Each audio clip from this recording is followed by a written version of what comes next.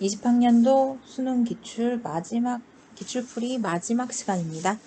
16번 문제부터 보겠습니다. 지금 16번 문제에는 재무상태표가 나와 있고요. 경영성과 및 자본변동 내역이 나와 있습니다. 여러분, 재무상태표에는 이렇게 단기자료와 정기자료가 이렇게 나와 있어요.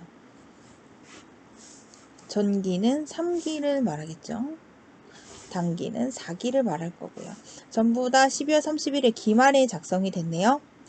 지금 문제에서 요구하는 거는 가의 금액입니다. 가는요, 단기에 기말 자산을 묻고 있어요. 그러면은 이 재무상태표에서 여러분, 기말 자산을 구하기 위해서는 우리 재무상태표 등식 있죠? 자산은 부채 플러스 자본 플러스 이렇게 구할 수가 있죠. 근데 자산을 알기 위해서는 기말 자본도 알아야 되는데 기말 자본도 몰라요. 그러면은 기말 자본을 구하기 위해서 우리는 기초 자본을 또 알아봐야 되는데 기초 자본도 몰라요. 기초 자본은요, 지금 재무상태표가 단기분이 기말 자료죠. 기말 자료고요. 정기의 기말에 작성된 요 금액들, 자산 10만원, 부채 35,000원 같은 경우는 이게 단기로 오면은 기초가 됩니다. 다음 날인 1월 1일로 넘어오면 기초 자료가 되겠죠. 얘도 마찬가지로 기초고요. 자, 그러면은 기초 자료부터 구해볼게요. 기초 자산이 10만원이었고요. 기초 부채가 35,000원이에요. 그럼 기초 자본은 65,000원이 되겠죠. 그럼 기초 자본 구했습니다. 기초 자본이 65,000원이고요. 기초 자본이 기말 자본이 되려면, 자, 오른쪽에 넘어와서 기말 자본은요, 기초 자본에다가 가장 기본적으로 단기 순이익을 더해주죠. 손실이라면 빼줄 거고요. 이거는 기중의 자본의 변화가 없었을 때 여기서 끝나고, 지금 밑에 봤더니 자본 변동 내역이 있어요. 자본 변동 내역에 뭐 추가 출자액, 인출액이 나와 있죠. 추가 출자, 말 그대로 자본금을 더 내놓았다는 거예요. 그래서 여기다가 플러스 추가 출자액, 사장이 더 내놓은 출자액은 더해주고, 인출액은 사장이 빼간 거예요. 그래서 인출액은 빼서 기말 자본을 구할 수가 있어요. 단기순이익은 어떻게 구하느냐? 여기 문제에 나와 있죠. 총수익과 총비용이 나와 있어요. 자, 이걸 가지고 우리 단기순이익 구할 수 있습니다. 자, 이렇게 구하면 단기순이익은요, 얼마죠? 네, 11,000원이라는 결과가 나오죠. 자, 그러면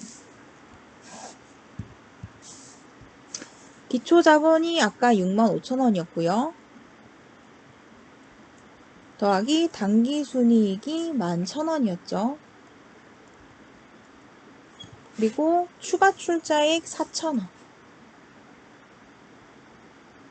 인출액 5,000원을 계산하면 기말 자본이 나옵니다. 기말 자본은 그래서 얼마다? 네, 75,000원이 되겠죠. 75,000원. 자, 기말 자본까지 구했습니다. 그러면은 기말 부채 48,000원에 기말 자본 75,000원 이 둘을 더하면 그렇죠. 정답은 3번 123,000원이 되겠죠. 다음 17번으로 넘어가 볼게요. 자본 구분 항목에 대한 설명이다 라고 나와 있습니다. 자, 가에 속하는 계정 과목이 나타내는 거래를 찾으시오. 그럼 가에 어떤 구분 항목이 들어가는지 자본이라고 했으니까 우리 자본에는 어떤 항목들이 있는지 한번 쭉 나열해 볼까요? 자본입니다. 자본. 주식회사 버전이에요, 이번에는. 자, 주식회사의 자본은요, 가장 기본적으로 납입자본인 자본금이 있죠. 주식을 발행하고 감자할 때, 그러니까 매입 소각할 때나 나타날 수 있는 자본금, 주식 거래, 주식에서 주식을 거래했을 때 나타나는 거. 그리고요, 자본거래에서 발생한 잉여금. 그렇죠? 자본, 잉여금.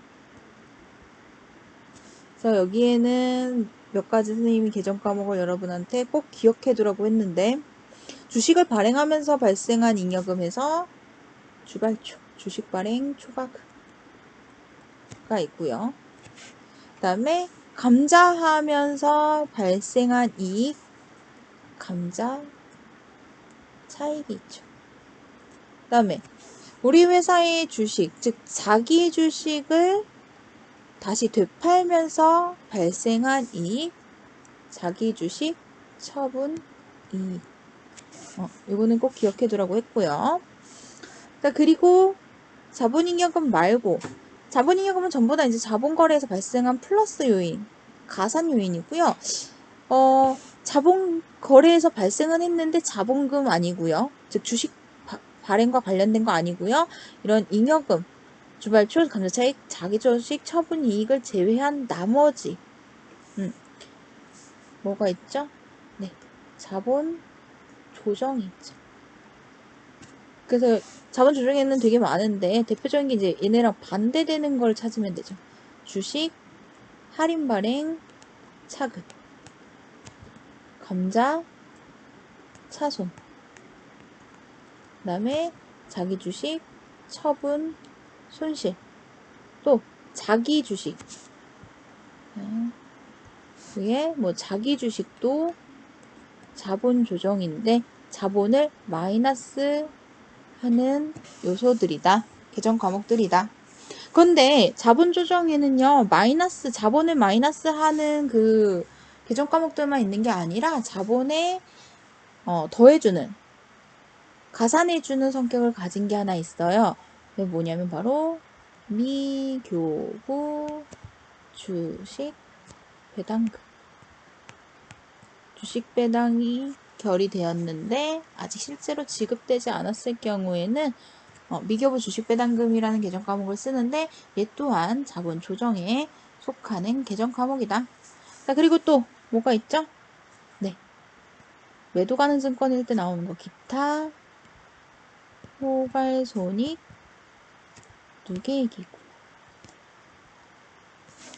마지막으로 손익거래에서 발생한 거, 네, 이익, 잉여금. 이렇게 5가지로 분류할 수가 있었죠. 자, 그러면은 이 제시문에서 설명하고 있는 항목은 뭘까요? 봤더니 자본 거래에는 해당됩니다. 하지만 최종 납입된 자본으로 볼 수 없다. 최종 납입된 자본은 자본금을 말해요.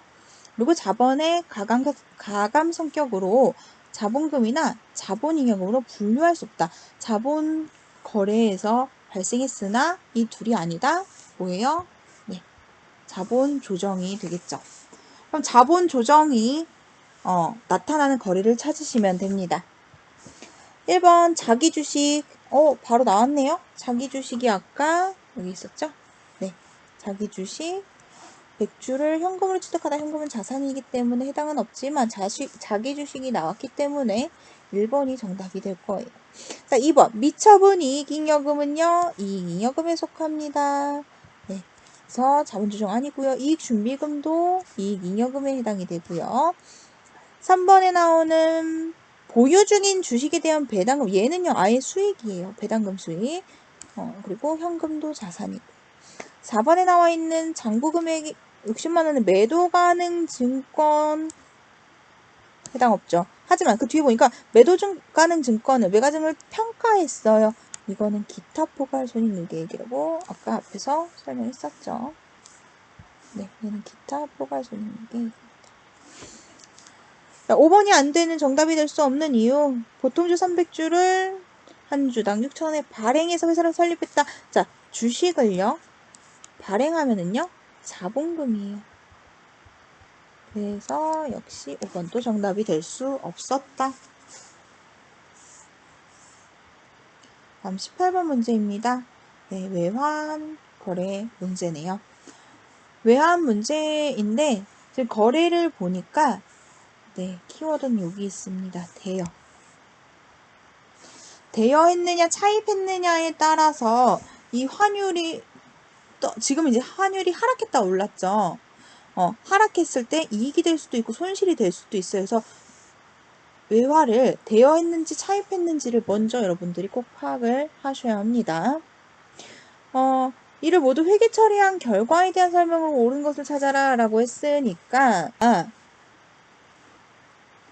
1000달러를 대여했어요. 1000달러를 대여했고요. 12월 31일 날 평가하죠. 평가했을 때는 외화, 환산, 이익 또는 손실이 발생할 거고요. 외화 단기 대여금 중에서 400달러를 회수하게 되는데요.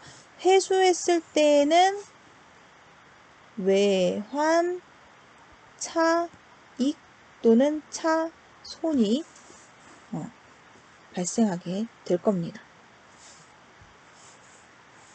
자, 그러면은 밑에 환율 변동한 걸 한번 볼게요.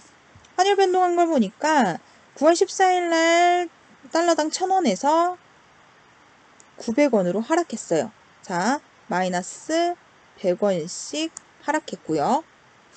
그리고 다시 3월 13일 회수한 날이죠. 회수한 날은 플러스 200원씩 증가한 걸 볼 수가 있습니다. 자, 요렇게 써놓는 이유는 우리가 대여한 시점에 1000원은요, 평가한 이후에 얘는 사라지게 됩니다. 얘는 의미가 없어요. 그래서 요 증감한 금액만 잘 염두에 두시고 문제를 푸시면 될 것 같아요. 1번부터 보겠습니다. 1기 12월 31일, 즉 평가한 시점이죠. 네, 이때 평가했을 때 외화 환산 손실, 평가했을 때 외화 환산 이익이나 손실이 발생한다고 했습니다. 근데 손실인지 한번 볼게요. 마이너스 100원이 됐어요. 환율이 떨어졌어요. 근데 내가 돈을 빌려줬잖아요. 그럼 나는 1000원을 빌려주고서 1000원을 빌려줬는데 900원을 돌려받게 됐어. 그럼 나는 그렇죠. 손실이 되겠죠. 손실 받고요. 마이너스 100원씩 1000달러를 평가했으니까 그렇죠. 평가는 마이너스 100원 곱하기 1000달러를 해주시면 됩니다. 네. 그러면 마이너스, 즉 손실 10만원이 발생하겠죠. 2번이 정답이 되겠네요. 2번 같은 경우는 왜 정답이 될 수 없는지. 자, 외화단기 대여금이 10만원 증가하면 안 되죠. 결산 때 손실이 받기 때문에 대여금을 감소시켜 주어야 합니다. 그 다음에 2기에 3월 13일 회수한 요날 말하네요. 회수했을 때 외환차손이 발생한다. 자, 회수했으면 외환차익 또는 외환차손이 발생한다고 했는데 이익인지 손실인지 한번 봅시다. 평가하고 난 이후에는 앞에 금액 의미 없다고 했어요. 요 900원 평가날의 금액과 비교를 하게 됩니다. 그래서 보니까 나는 이제 900원만 돌려받으면 되는데 돌려받은 건 1100원을 돌려받았어요. 그래서 나는 200원씩 이익이 발생했습니다. 네, 외환차손 아니고요. 외환 차익이 발생하게 되죠. 그래서 틀렸고요. 다음 4번. 3월 13일 외화 단기 대여금 8만원이 감소한다. 자, 감소하는 이유가 뭐예요? 회수했기 때문에 그래요. 근데 400달러를 회수했죠. 자, 이때 400달러를 회수했는데 얼마짜리 400달러를 회수한 거예요?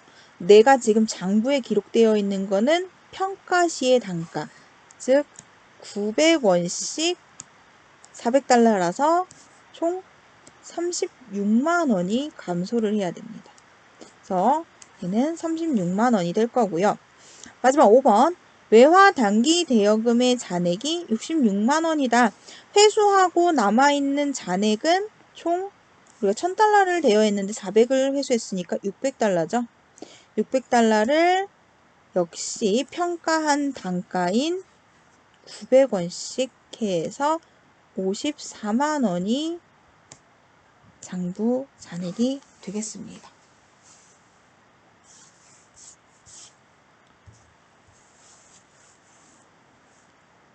자, 마지막 문항이 세트 문항이 되겠네요. 결산 정리사항이 나와 있고요.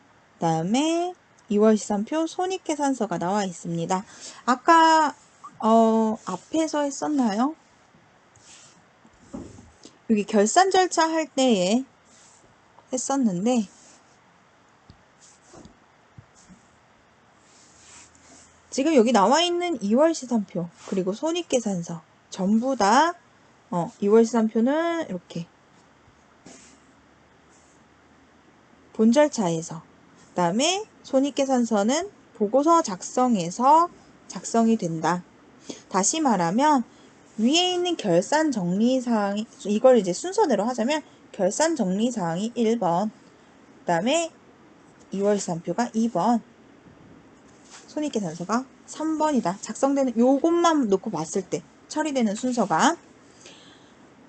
다시 말하면 2월 시산표에는 위에 결산정리사항이 다 반영되어 있고 밑에 있는 손익계산서도 결산정리사항이 다 반영된 거다라고 보시면 되겠습니다. 문제로 바로 넘어가 볼게요. 위 자료에서 알 수 있는 내용으로 옳은 것만을 모두 고른 것은 기말 당좌자산, 기말 유동부채, 그리고 수정전 시산표에 나타난 급여를 묻고 있습니다.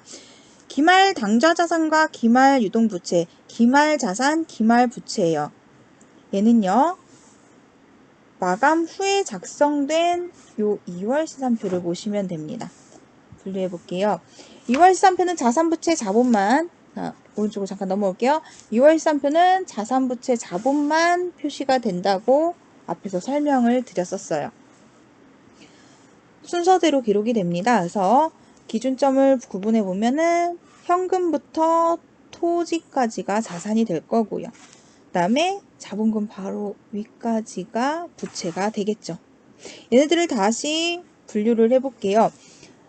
우리가 이제 자산 같은 경우는 쭉 내려와서 자산은 유동자산과 비유동자산으로 분류를 할 수가 있죠.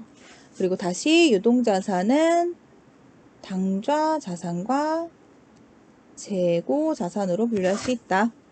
뭐 비유동자산은 유형, 무형, 뭐 기타 비유동, 투자 이렇게 분류할 수가 있었어요. 그죠? 근데 지금 여기서는 유동자산이 아니라 유동자산 안에서도 당좌자산을 묻고 있어요. 그러면 재고자산 바로 위까지가 당좌자산이에요. 재고자산이 대표적인 게 뭐 있어요? 네, 상품 있죠. 상품. 그럼 상품을 찾는 거예요. 상품을 찾아봤더니 여기 있네요. 2월 상품. 그래서 요 두 개가 바로 당좌자산이 되겠습니다. 당좌자산의 합계 30만 원이네요. 정답이고요. 기말 유동부채는 11만 원이다. 부채는요, 크게 유동, 비유동으로만 구분합니다. 자, 토지 밑에 외상매입금부터가 부채죠. 유동, 비유동 구분짓는 기준은 1년이죠, 1년. 장기 차입금 위까지 요 두 개가 유동 부채가 되겠죠. 그래서 요 두 개를 합한 금액 11만 원. 기말 유동 부채 11만 원이가 맞는 정답이 되겠죠. 그 다음에 결산 시 수정 전 잔액 시산표에 나타난 금액은 12만 원이다. 그러면 수정 전 잔액 시산표에 나타난 급여니까 일단 급여 관련된 자료를 다 가지고 오는 거예요. 손익계산서에 보면은 요 급여 있죠? 10만 원. 근데 손익계산서는 마감 후니까 단기분이에요. 단기분. 그리고 요 위에 봐보면 결산정리사항의 두 번째 동그라미 급여 미지급분을 계상하다. 미지급분이에요, 여러분. 이 미지급분 계상한 게 반영된 후에 손익계산서의 급여가 10만 원으로 표시된 거예요. 그럼 잘 생각해 보면은 나는 이번 연도에 원래 10만 원의 급여를 지급했어야 하는데 종업원들한테 2만 원을 미지급했더라. 그러면은 난 실제로 수정전 시산 잔액 내가 실제로 지급한 금액이죠. 실제 지급한 급여는 8만 원이더라. 이런 계산식이 나오게 됩니다. 만약에 이게 바로 안 나오면은요, 여러분 이거 분계를 해보세요. 급여 미지급분 계산하면은 미지급 급여니까 부채 대변의 미지급 급여, 그리고 차변에는 급여 해가지고 각각 2만 원씩 나오겠죠. 차변에 급여 2만 원이 나왔다는 것은 급여에다가 더해주라는 의미잖아요. 그래서 수정전 시산표에 급여가 얼마 있었는지 모르겠지만 이 2만 원을 더해서 최종적으로 손익계산서의 급여가 10만 원이 표시됐더라. 아, 그러면 수정전 시산표에는 8만 원밖에 없었구나 라는 것을 여러분이 알 수가 있을 겁니다. 자, 그러면 디귿은 틀렸네요. 정답은 기억 니은만 정답이 되겠네요. 3번이고요. 마지막 문제 20번입니다. 위 자료에서 가의 금액으로 오른 것은 가가 뭘까요? 네, 가는요, 매출 원가를 뜻하네요. 자, 오른쪽으로 한 번 더 넘어올게요. 매출 원가를 구하시오. 매출 원가는 기초상품 재고액 더하기 순 매입액 마이너스 기말상품 재고액이 되겠죠. 근데 여기까지만 있으면 딱 좋은데 위에 봤더니 자료를 봤더니 결산정리사항에 기말상품 재고액이 장부 재고액이 15만 원이고 감모액이 있대요. 감모는 항상 정상감모와 비정상감모가 있는데 정상감모는 매출액에다가 더해줘야 돼요. 매출 원가에다가. 그래서 여기까지는 기초 플러스 순매입 마이너스 기말 같은 경우는 여기까지는 우리가 장부상 매출 원가라고 했어요. 실제 매출 원가가 아니라. 다시 말해서 손익계산서에 반영될 수 없어요. 여기까지는. 마감 전이니까. 장부상 매출 원가고 여기에 정상적인 감모분은 더해주고 더하기 정상 감모분 그리고 만약에 여기는 나와 있지 않는데 평가를 했다. 순실현 가치가 떨어져서 평가를 했는데 손실이 발생했다. 그 평가 손실액도 다 더해서 매출 원가를 구한다고 배웠습니다. 자, 여기서는 일단은 0원이고요. 여기서 평가 손실액은 0원이네요. 정상 감모가 얼만지를 봐야 되는데 정상적인 감모액이 우리가 찾을 수가 없는 것 같아요. 찾을 수 없고 대신에 비정상적인 감모액을 찾을 수가 있어요. 정상 감모는 매출 원가에다가 더해주지만 비정상 감모는 우리가 손실로 인식해요. 어떤 손실? 재고자산 감모 손실로 인식을 합니다. 자, 비정상 감모액은 재고자산 감모 손실로 인식한다. 그러면은요, 손실이기 때문에 얘는 2월 시산표가 아니라 손익계산서에 표시가 될 거예요. 손익계산서에 보시면 하단에 영업의 비용에서 재고자산 감모 손실이 만원이더라. 감모액이 총 3만원이었는데 비정상 감모, 비정상분 만원이래요. 그럼 정상분은 얼마예요? 네, 2만원이 되겠죠. 자, 그러면 정상감모분은 2만원 넣어줍니다. 평가 손실은 0원이었고 그 다음에 기초 플러스 순매입을 해야겠죠. 자, 기초는 손익계산서에 보시면 여기 기초상품 재고액 나와 있습니다. 5만원이고요. 순매입액 단기상품 매입액이 되겠죠. 70만원이네요. 그리고 기말상품 재고액은 장부상 매출원 그러니까 장부 기말의 재고액이에요. 네, 15만원. 거기에 정상감모분을 더해주면 됩니다. 지금 장부상 매출 원가만 계산했을 때가 총 이렇게 하면은 60만 원이죠. 거기에다가 정산감모분까지 더했더니 총 62만 원이더라. 그래서 실제로 가에 들어갈 금액은 62만 원이다. 자, 정답은 4번. 62만 원이 매출 원가, 실제 매출 원가가 되었습니다. 자, 이렇게 해서 우리 작년 수능 기출도 한번 풀어봤고요. 남은 기간 동안 열심히 준비해서 좋은 결과 얻으시길 바라겠습니다. 네, 여러분 수고 많으셨습니다.